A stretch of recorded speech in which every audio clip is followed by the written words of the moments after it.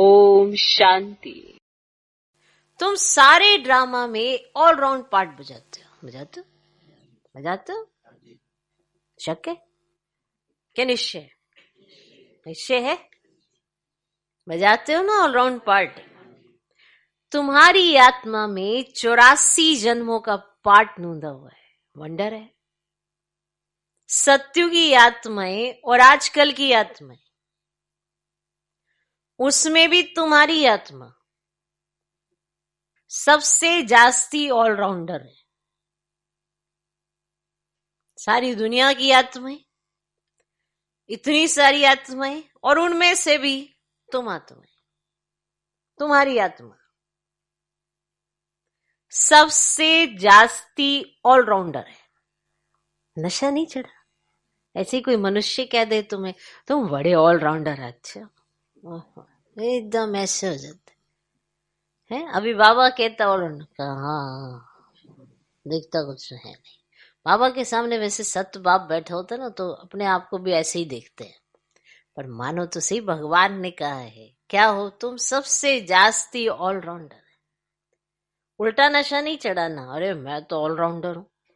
बाबा ने कहा है अब मुझे वैसा बनना है, अब मेरा पुरुषार्थ शुरू होता है, क्योंकि भगवान ने कहा है। तो भगवान ने कहा है तो उनके निश्चय पर निश्चय रखकर मुझे ये कार्य करना है, तब आप कार्य कर सकते हो।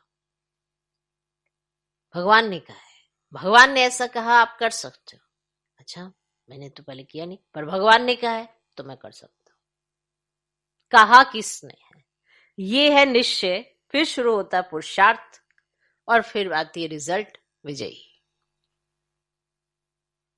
हम पहले ही मान लेते हैं बाबा ने कहा ऑलराउंडर, पर ऐसा मेरे में कोई कला नहीं नजर आती, कोई विशेषता नहीं है। आप जो विशेषता कलाएं देखते हो दुनिया की नजर से देखते हो, भगवान की नजर से देखो।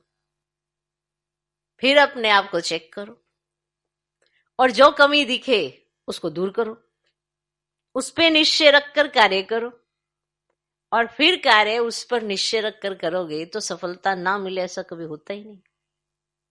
पर हम कार्य उसके साथ शुरू करते हैं, फिर बीच में उन्हें साइड कर देते हैं और फिर देहाभिमान में आ जाते हैं। मुझे ही करना है, मैं ही करता हूं। और ये मैं फिर कहीं बाप को गायब कर देती है, और फिर चिल्लाते हैं किसी ने कुछ कह दिया, देहाभिमान आ जाता है। ना अपने साथ सच्चे, ना बाप के साथ सच्चे। तो जब सच्चे ही नहीं तो अच्छा कैसे लगे? इसलिए अच्छा लगता नहीं। वरना ये जीवन इतनी स्मूथ है, कुछ नहीं।